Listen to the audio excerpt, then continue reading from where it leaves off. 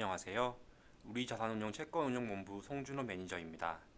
오늘은 외국인 대전거래가 이루어지는 방법에 대해서 알려드리려고 합니다. 대전거래란 시장 가격의 변동에 노출되는 위험 없이 고정적인 수익을 얻는 거래를 의미하는데요. 외국인은 국내 채권 시장을 통해 대전거래 이익을 획득하고 있습니다. 대전거래 방식과 그것이 한국인 투자자에게 갖는 함의에 대해 설명드리고자 합니다.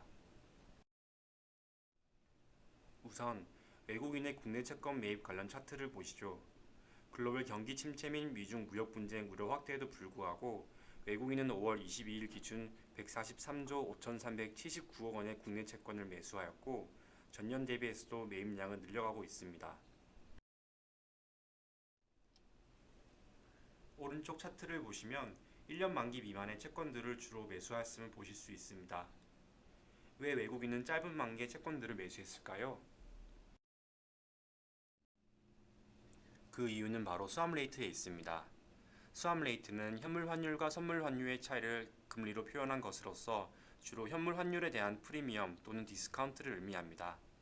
예를 들어 5월 22일 기준으로 1년물 수합 레이트의 마이너스 0.42%는 원화를 가진 사람이 현재 달러를 매수하고 1년 후 달러를 매도하기로 계약했을 때 적용되는 수익률입니다. 현재 환율이 1,200원이라면 1년 후 1,194.96원에 매도하게 되는 셈입니다. 그렇다면 왜 손해를 보면서 달러를 매도하는 것일까요? 수합 레이트는 미국과 한국의 금리차, 각국의 크레딧 리스크 차이, 수급 요인 등 다양한 요인에 의해 영향을 받습니다.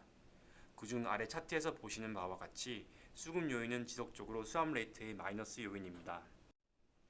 그 이유는 국내에서 손해를 보더라도 달러를 향후에 고정된 가격에 팔고 싶어 하는 투자자가 많기 때문입니다. 즉 달러화에 대한 FX 해지 수요가 기업과 연금, 보험사들을 중심으로 많기 때문에 외국인들은 반대 방향에서 고정적인 프리미엄을 얻고 있는 상황입니다. 아래의 흐름도를 같이 보실까요? 외국인은 1년 이내에 짧은 국내 채권들을 매수한 이후 결제 금액만큼 원화를 매수하고 채권 만기만큼의 해지 계약을 통해 원화 매도, 달러화 매수 포지션을 취합니다. 외국인 입장에서는 만기 보유 시 국내 채권 수익률에 수합 레이트를 더한 것이 확정 수익률이 됩니다. 해당 기간만큼 낮은 금리로 달러를 빌릴 수 있다면 시장 가격 변동에도 수익률이 변하지 않는 이른바 대전거래가 되는 것이지요. 좀 더 구체적인 수치로 봐볼까요? 우선 수합 레이트가 플러스, 즉 외국인 투자자가 반대로 해지 비용을 지불해야 할 때를 살펴보겠습니다. 2015년 6월 말 기준 외국인이 0.51%로 달러를 1년 동안 조달한 후 환해지 거래를 통해 0.33%의 비용을 지불하기로 약속하고 1.62%의 한국 국채 1년물에 투자하였다면 대전거래 이익은 0.78%입니다. 여기에는 거래 상대방 위험 및 거래 수수료 등이 포함되지 않았지만 외국인이 환해지 비용을 지불해야 하는 상황에서도 이득을 얻는다는 것을 확인하실 수 있습니다. 다음은 2019년 6월 말 기준으로 수합 레이트가 마이너스일 경우입니다. 이때는 외국인 투자자가 환해지에 따른 이득을 얻을 수 있습니다. 2.02%의 달러를 조달한 후 환해지 거래를 통해 1.43%의 이익을 지급받기로 약속하고 1.51%의 한국 국채 1년물에 투자했을 때 대전거래 이익은 0.92%입니다. 마찬가지로 여기에도 거래 상대방 위험 및 거래 수수료 등이 포함되지 않았지만 외국인이 수합 레이트가 마이너스인 경우에도 이득을 본다는 것을 확인하실 수 있습니다.